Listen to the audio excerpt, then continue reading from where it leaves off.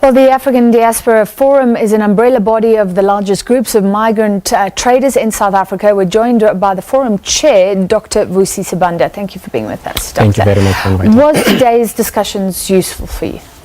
Well, I think maybe the most important thing that we can take away from that is it's an engagement, it's a beginning. I think like what the minister said, that this is the beginning of dialogues and engagements that will take place, going forward.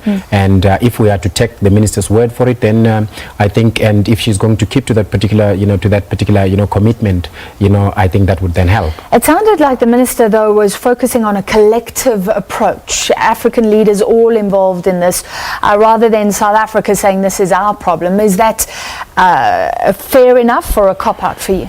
I think it's the juxtaposition for me that is a bit of a concern, is in particular if we're dealing with the attacks that we have seen in South Africa, to then say, let's juxtapose it with the overall problems that we have in Africa as a whole, and to bring it at this particular moment in time. Because what we would have loved maybe to see happening is basically to say, let's isolate this particular problem that we have here, and then say, while this issue is satisfactorily being dealt with, then we say, but there are causative issues that we must then look at, that now include the whole of Africa. Because we cannot really say, for example, let's have African leaders coming to deal with the attacks that are taking place in South Africa, because this is, the domain of the South African government. It's the one that's got the locus standi to deal with issues in this country.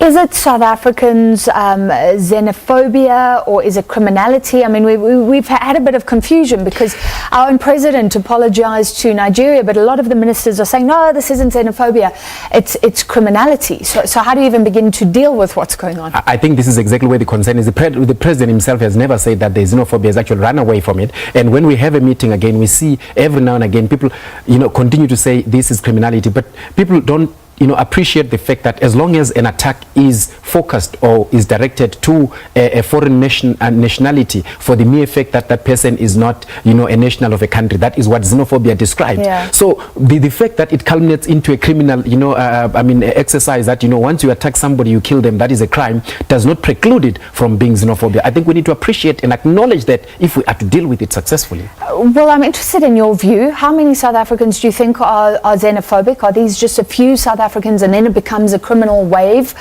Or is xenophobia widespread among South African communities? I mean, honestly, from my point of view, I don't think that, a lot of South Africans maybe are xenophobic. I think that every person in any country has got, a perspective, a perception about another person. It includes, races, tribes, Zulus, Xhosas against each other, and then nationalities as well.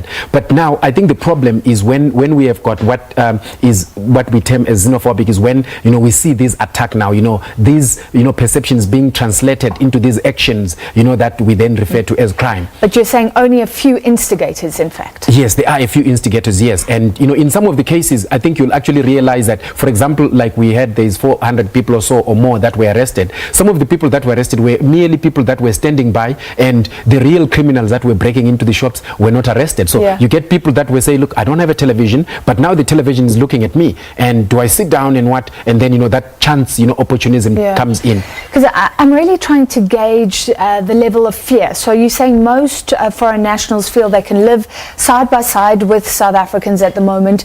They don't live in fear. They live in fear. At this particular moment, I'd be lying if I say they don't live, because we've seen a lot of people, that have been taken through their governments, but we're also seeing a lot of people that are traveling on their own, and they're saying, look, I can't live here because I'm so afraid. After they've seen, people being brutally killed. Yeah, people have left already. The brutal killings, I mean, people's eyes being gouged out, somebody being killed like a chicken. I think that's the most scary thing, because it takes away the humanity in a person. And when we see that, it's real frightening to a lot of migrants. So your response to another statement from the minister: African leaders need to be frank with one another. She said, Africa has outsourced its problems to South Africa. We can't absorb all the African problems, no matter how pan-Africanist we are.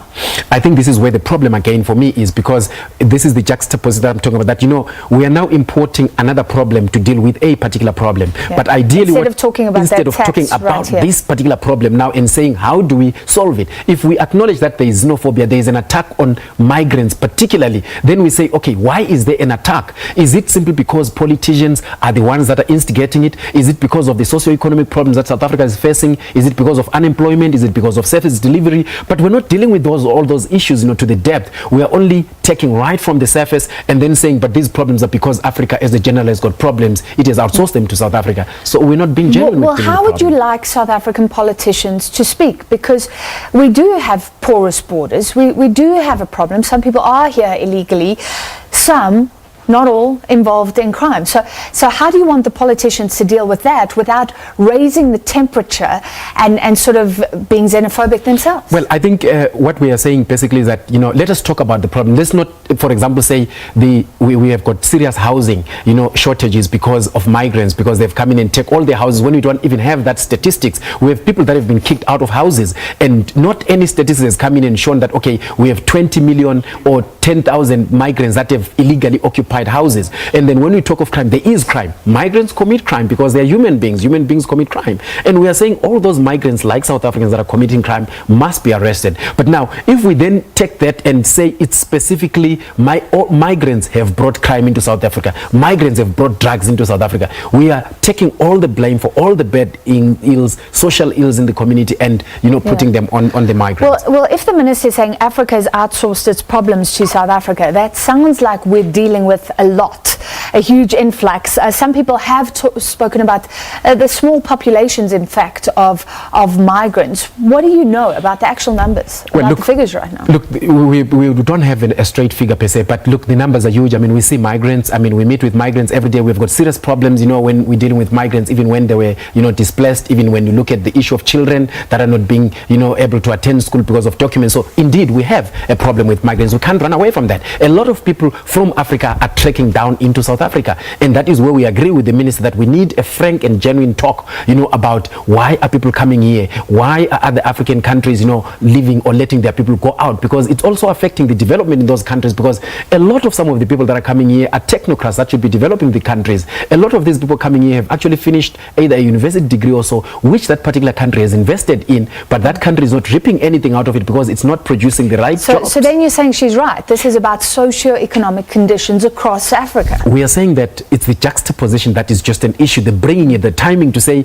it's supposed to be used to answer this particular problem that we have. It cannot be an answer to this problem. That is a discussion on its own, and a very relevant and much needed discussion that is needed in depth and seriously in order to resolve all the African problems. We need to talk about it because Africa is in shambles. Africa is in serious trouble because people do not have jobs. The African economy in general is so bad when Africa has got so much resources, and the problem lies with the leadership, and nobody's talking about it. All right, let's hope these talks continue to bring the two sides together. Thank you very much. That was the chairperson of the African Diaspora Forum, Dr Vusi Sibanda.